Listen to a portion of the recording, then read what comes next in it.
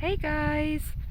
I know it's a long time since we've spoken. Life has kind of been so hectic lately, and I just wanted to catch up with you all about all the exciting things which have been happening. Things that kind of I never thought would happen, but sometimes you have to take a crazy step into the unknown rather than live in the weird limbo world that I seem to live in. So, let's rewind back to sort of 5-6 years ago. I was working at one of the local hospitals as a healthcare assistant on a cardiac ward.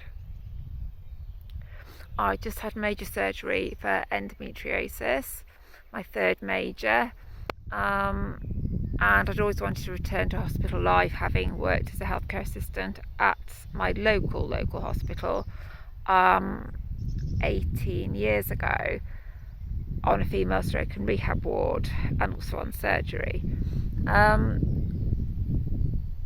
As you all know by now, I lost my stepdad to alcoholism 5.5 years ago, actually 5.5 years ago to this very day, and I had a catastrophic breakdown, which I've talked about many times, and I ended up in a psychiatric hospital, which obviously saved my life, but it does sort of put you into a very weird world.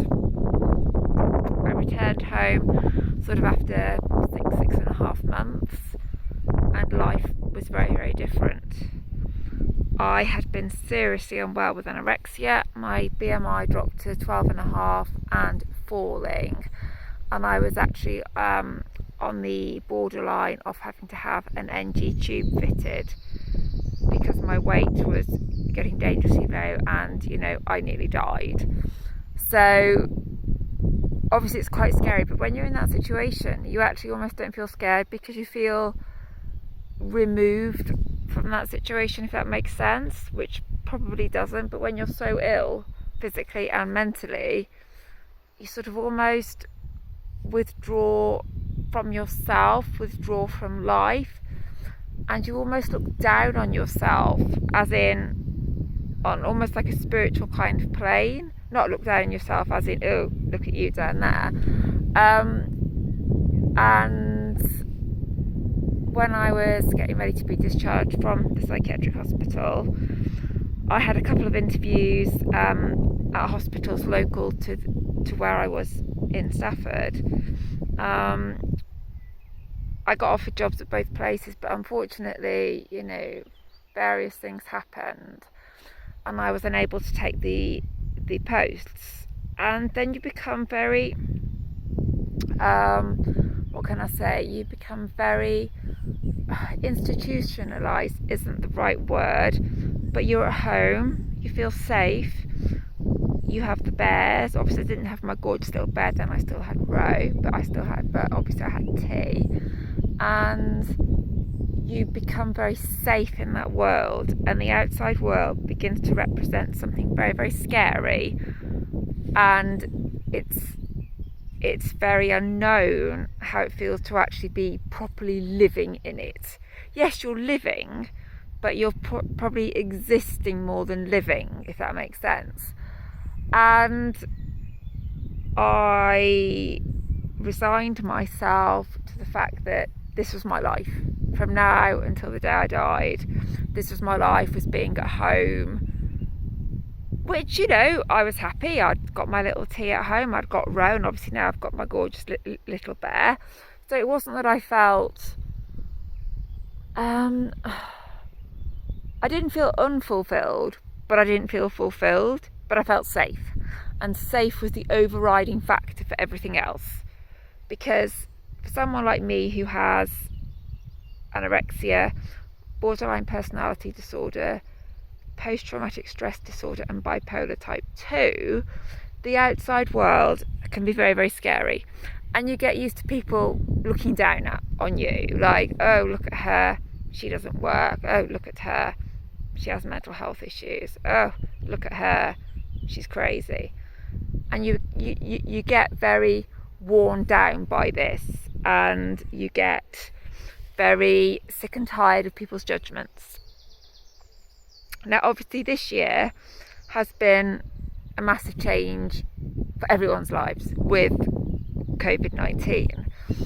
And in some ways, it's kind of reawakened my passions. I'd always decided that 2020 was going to be a year of great change for me. I'm very into synchronization, and obviously 2020 is like a synchronized numbers for me. So I had sort of become slightly obsessed that this year was going to be about great change, about what I wanted to do with my life, because I can't stay as I am like this forever. Well, I could. That would be the easy option.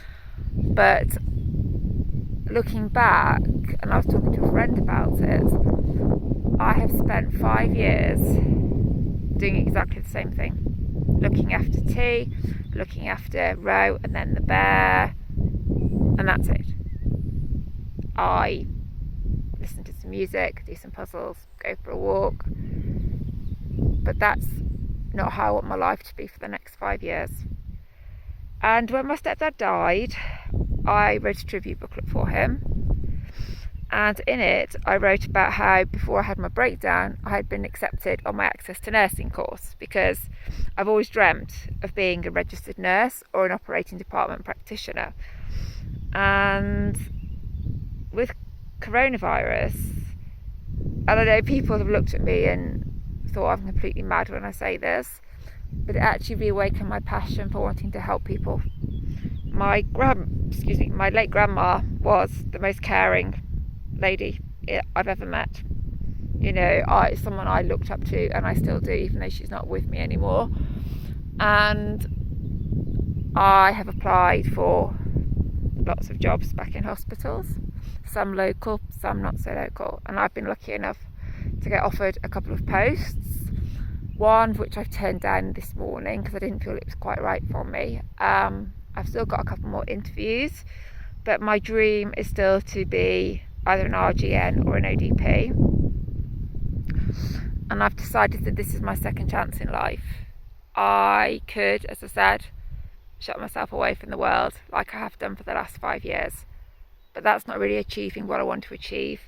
I want to make a difference, I want to live, I want to help save lives, and I can only do that if I'm at the forefront of patient care, be it in intensive care, critical care, or A&E. Those are the 3 areas I'm really interested in, or theatres. So it's a case of watch this space, ... The story to be continued. But I just wanted to let people know that I haven't just been doing nothing for the last few weeks. I've had, just having the interview experience has been really, really helpful, and it's something I actually hadn't realised how passionate I really still was about caring, making a difference, and it's something I've always wanted to do. Obviously, I rescued the bears. They are my biggest thrill, my biggest achievement really, and I just want to be able to help people, just help save lives. Obviously I can't save everyone's life, that's not humanly possible, but it's a case of doing what I can do, making a difference, and this is what I want to do. So the next few months could well be of great change, great transition, but I either stay and I never challenge myself, or I take a big leap into the unknown and think, wow, I can do this. My confidence has been knocked out of me for the last goodness knows how many years, so I'm building that back up by challenging myself to do something every single day, and I've done my challenge for today. So it's a case of onwards and upwards, one step at a time. I might take 1 step forward and 2 steps back, but I will still achieve what I want to achieve, whether it takes a month, 6 months, or a year. So onwards and upwards, guys. Oh, just as the birds are taken to the sky, which is actually surreal. So take lots of care of each other, and we'll speak soon.